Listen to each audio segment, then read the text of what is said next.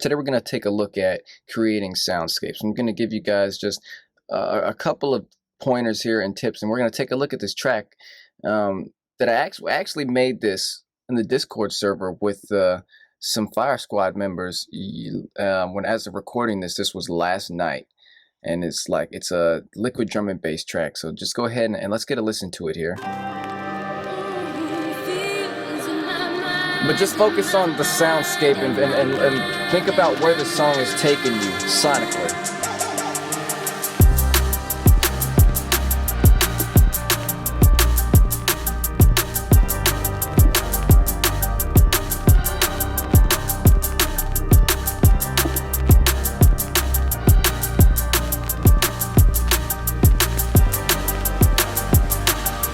We'll check out the evolution here.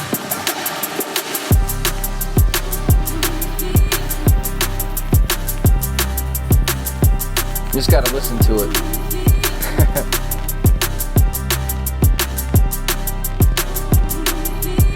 So that's the gist of the song right there. But you see that the most important part of the record is the soundscape that it creates. It's taking you to this other place, whatever that may be for you, but it takes me to this other place, and that is solely relying on these different textures that I've introduced into the track and that evolve into the track over time.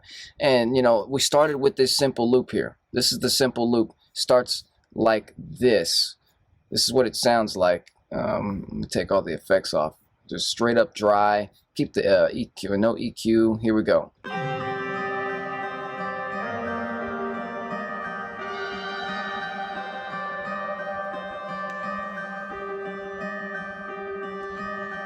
That's what it sounds like there. Now when we go ahead and start adding in our EQ, our reverb, and it starts like this. Now the thing about soundscapes, it's all about evolution. It's all about continuing to introduce new sounds to your ears to keep your listener engaged. Now, this same loop, as you can see, plays throughout the entire song, but it does not get old. Why is that? Pitch, speed, and blend. We'll go ahead and say pitch, speed, and blend. These are the three things we're going to focus on as far as soundscapes in this track. Once again, that's pitch, speed, and blend. What is the pitch? This is octaves. In this case, we're talking about octaves. This is an octave up, and we'll go here. So actually, let's go speed first, because as you heard, we had this version in the beginning,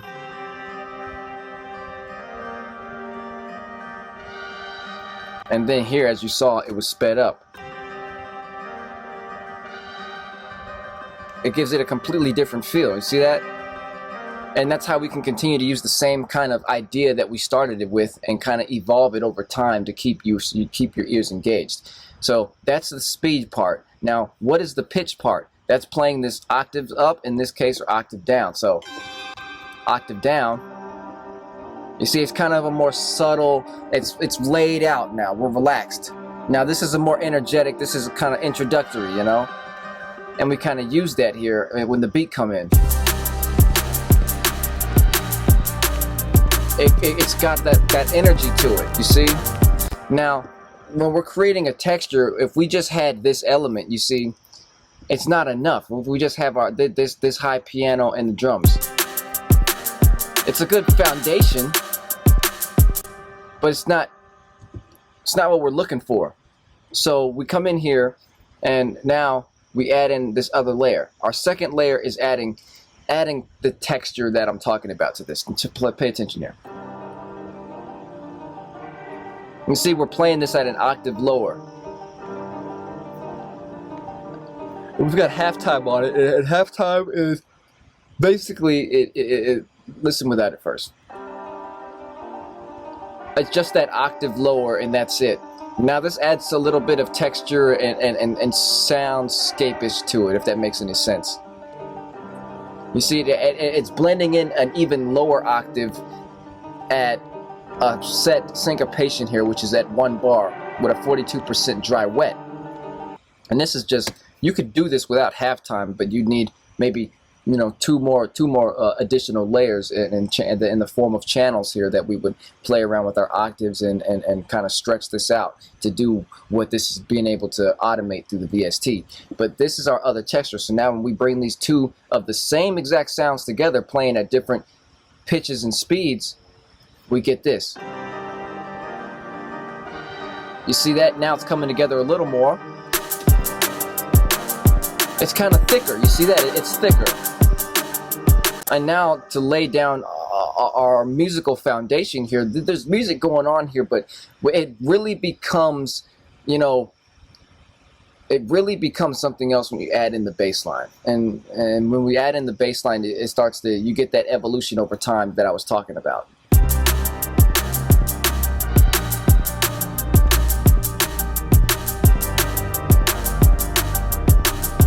You see that?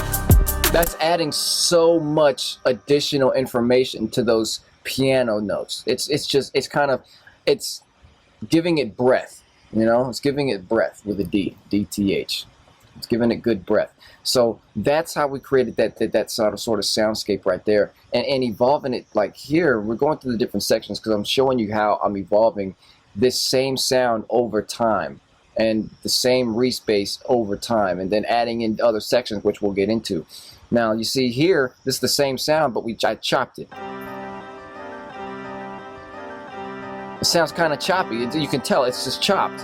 But this kind of, that chopped nature of it gets held back in this grand scheme of things because we've added in a whole, like, we've added in so many other things to complement this soundscape and kind of turn it into this whole thing here that you're forgetting about these basic things that you might not like if it was just this one element, like so. It already sounds better because the beat is playing along with that syncopation. Boom, boom.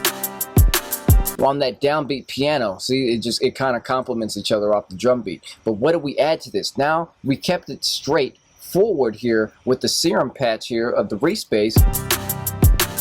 Now you're just riding. You see that? You're riding. But there's more to it here. What did we add? What else did we add? We added in this cello section here, and this is kind of opening things up and kind of giving things a little bit more texture in our high-end area. You see that? It's got that tinge. Good tinge. So when you play that with the drums, it's evolving. It's a satisfying loop that you can hear over and over again, and it's just going to continue to please you. Now you go in here and add in the piano back into it. Now watch how the texture evolves.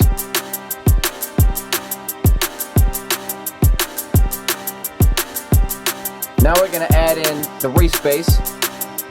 1, 2, 3, and you see that?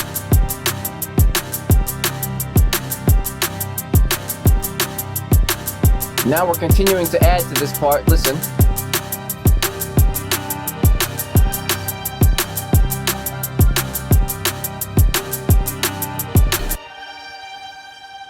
And this is just some arcade. This is just a simple arcade chop, and it just goes.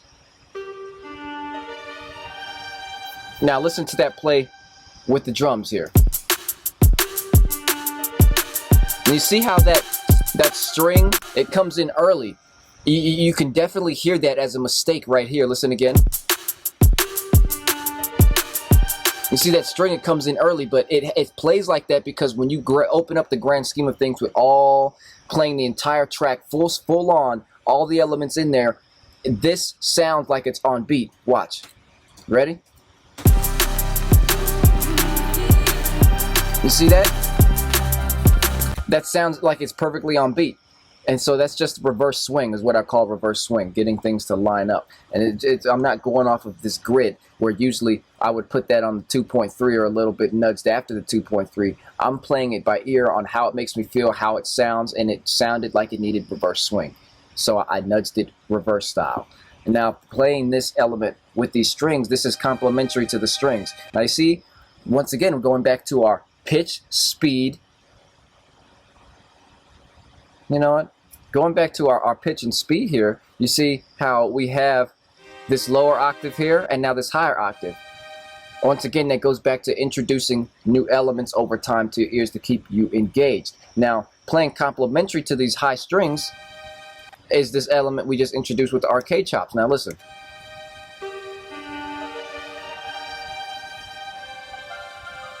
You see that? They play off of each other, and this cello section just lays a nice bed foundation for the track to continue to move on you. Now, moving on here, we go back to this same kind of start piano riff that we had in the intro. It's kind of washed out with this reverb. And now we start to introduce, instead of just this straight sort of serum patch with the Reese bass, we introduce more of a bass line characteristic to it here with this version of the Reese patch. You see that? Now that's introducing some emotion. That's introducing some character. This has character now. You see that? And now when we start with this, there's some more elements here. Let's play it in the background. And this is offbeat too as well, just to line up with everything based on how I'm hearing it. Now listen to it closely.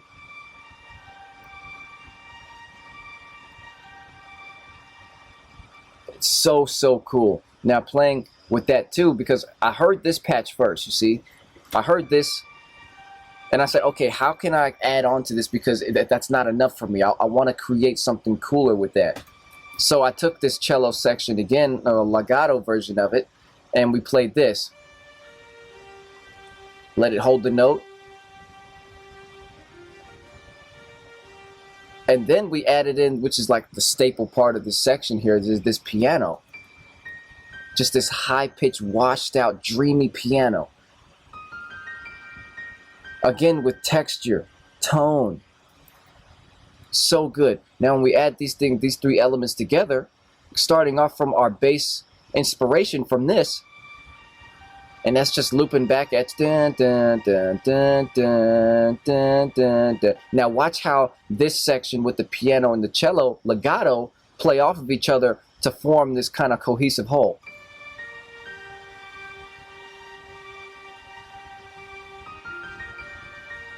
So cool. Now that really comes together when you bring in the drums.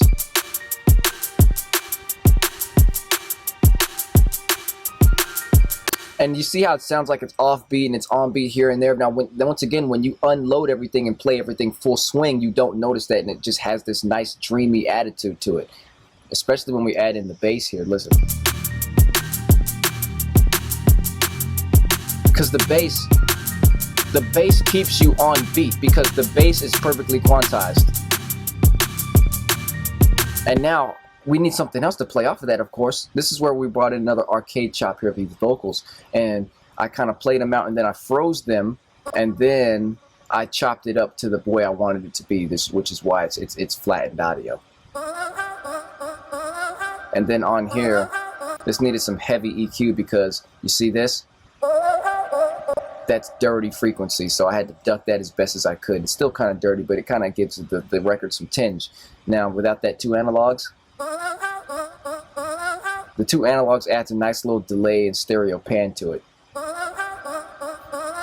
So now when we get into this whole section, knowing all these elements that I just introduced to you, take a listen.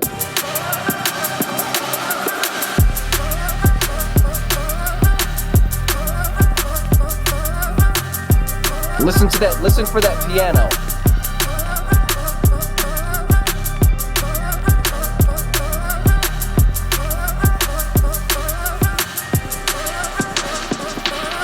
So cool, so cool. See that piano, it just plays, and this is why I panned it as well. Going back to, you know, the textures and soundscapes, moving things through the sonic field, thinking about things in a 3D space. I wanted that piano to be kind of far off, first of all, which is what I did with the washing it out with the ballad reverb, the 63%, which is fairly high, and a very moderate decay time of 4.34 right there, and then, you know, panning it 20 right. 20 to the right, you know, this is kind of moving it out of the way so other elements can sit. You know, I want that re-space to sit down the middle. I want this piano to play to the right side. And complementing this piano, adding texture to the piano, is the cello string. See? And that's playing 15 left. So everything is out of each other's way. Everything has its own spot. The vocals playing down the center, obviously. But it's got that kind of, it's sprinkling off to the sides with the 2 analogs tape delay, which is very nice. And then you're just coming together with this whole full product, which is so smooth.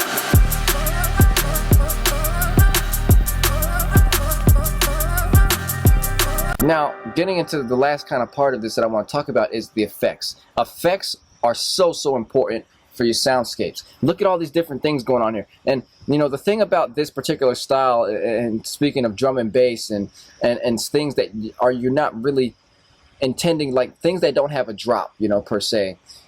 This is something that evolves over time. This is something for you to listen to, enjoy, dance to. This is it's mood music, you know.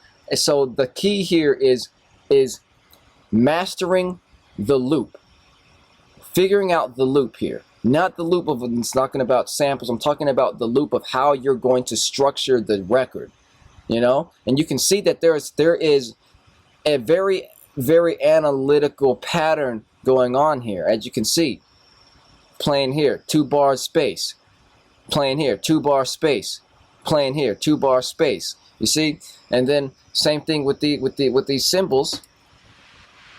Well, this white noise, I guess. And then you have these cymbals. We've got some build-up stuff, some more build-up stuff, and it's just stuff that things that have different texture, things that feel different. You know, this is kind of wobbly. It's kind of very digital. This is kind of like, this is very digital.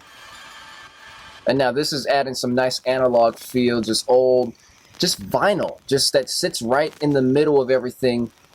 And kind of gives everything a kind of crackly, old-time feel, which is kind of giving it a very organic energy, you know? Now we've got this sound.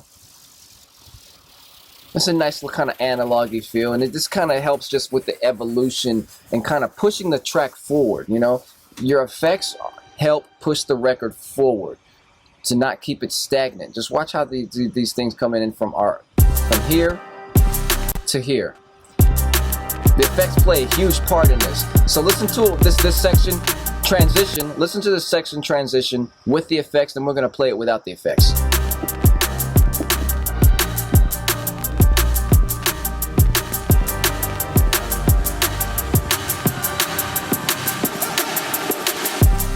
You see that? It goes splash. It splashes you in. You're there. Now the same section without no effects at all.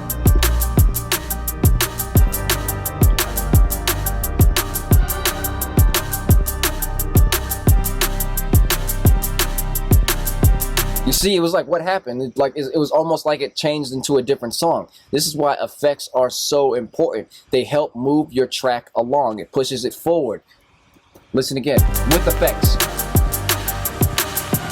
You see that? It splashes you in. You're there. It's like welcome. You see that tinge is evolving. It's evolving your track. So soundscapes, man, they're so important for a lot of my records in particular, just because I want to evoke a feeling within you, whatever that feeling may be, but I want to evoke it, and I want to take you somewhere magical. And soundscapes, this is a good thing to kind of be aware of. Not so much understand, because you're never going to understand them per se, because there's a lot of things that you can do with soundscapes that have nothing to do with key, that have nothing to do with the scientific or this very exacting theory. It's how it feels, how it makes you feel, how it sounds. So we've got all these different elements in here, and we'll just keep on reintroducing and reintroducing different elements over time, and the track evolves. And as you can see, the track is 4 minutes long, but it doesn't get old, in my opinion, because it just continues to evolve and evolves into itself over and over again in a crafty way. So yeah, I hope that sheds some light on soundscapes and textures and evolution of your track with those 3 key elements, you know, when you're you know, bringing this knowledge into your own records, and maybe, you know, you'll be able to create something awesome, man. I hope, like, textures and soundscapes are a big thing. It's very musical. It's very feeling evoking. So yeah, that was Soundscapes. I hope this was a awesome, cool, little insightful video, and till next time. Boom.